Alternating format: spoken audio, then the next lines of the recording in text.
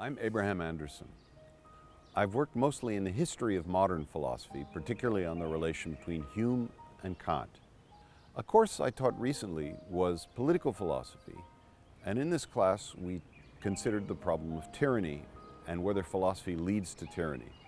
This was one of the accusations against Socrates, and it's very important both for philosophy and for politics because it raises the problem of whether philosophy is necessarily subversive of political order and whether politics is necessarily sub-rational. Hello, my name is Robert McIntyre. My research specialization is in 17th and 18th century European philosophy. I study thinkers of that period, such as Hobbes, Locke, Descartes, and Hume, for their insights into metaphysical and epistemological questions. Additionally, I have secondary research interests in ancient Greek philosophy, such as Plato, Aristotle, and the ancient skeptics. I'm particularly interested in the question, pressed forcefully by the latter group of philosophers, in the relevance of philosophical knowledge to the pursuit of happiness.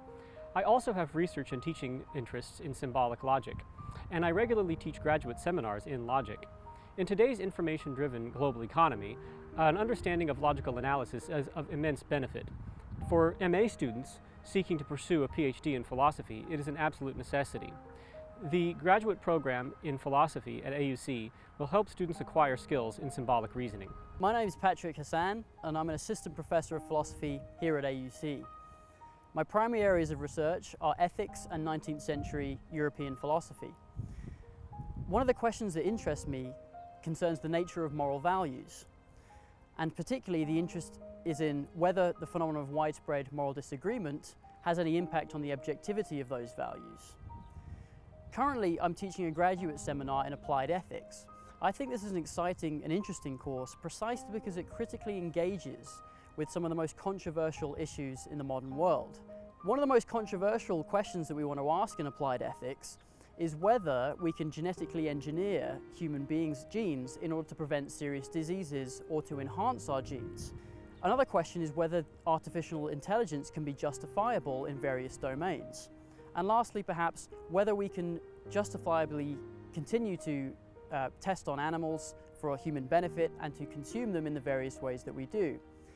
Not only are these questions worth asking for their own sake, but I think that they're increasingly pressing in the 21st century in a way that a variety of employers are beginning to see the ways in which philosophers can distinctively tackle these kinds of problems. My name's Katarina Bello. I teach philosophy at AUC. My main area of research is medieval Islamic philosophy. Within medieval Islamic philosophy, I've conducted research on physics and metaphysics, and more recently, ethics, specifically in the works of Al-Farabi, Avicenna, and Averroes. Studying Islamic philosophy allows us to understand the history of philosophy as a continuum, and also the contribution of medieval Islamic philosophers to modern philosophy. I'm also interested in the connection between philosophy and religion. I believe that Egypt and AUC is an excellent place to explore these questions. My name is Hebatala Rasheed. I am neurology consultant and assistant professor at Ain Shams University. I have always inquired about the very nature of human beings. What makes us who we are? Why do we do what we do? What shapes our thoughts? As a neurologist, I do brain scans or functional MRIs to reveal physical activities and parts of the brain. However, these imagings would never reveal a thought. Science, of course, gives us understanding about our feelings, actions, and thoughts. But some aspects of our personal experience cannot be just explained by neurotransmitters or hormones. And the more questions science answers, the more it raises. Philosophy comes to fill the gaps in my understanding to human nature and the entire world. Philosophy gives me answers to unanswerable questions.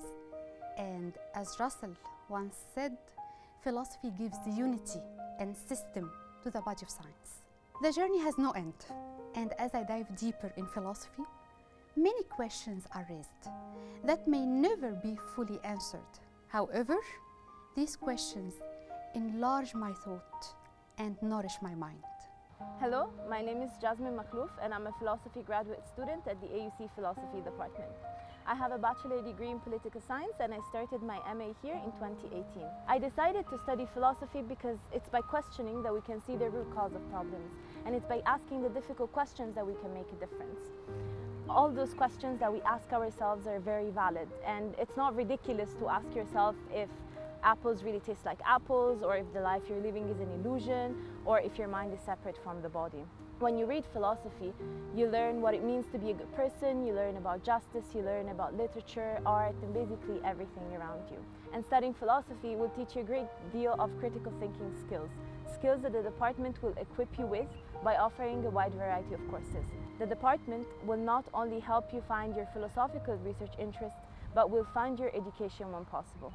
I'm almost done with my degree and I'm in the final stages of my thesis, and hopefully I'll be applying for PhD programs to study feminist theory and phenomenology in depth, in the hope to help women and the society around me.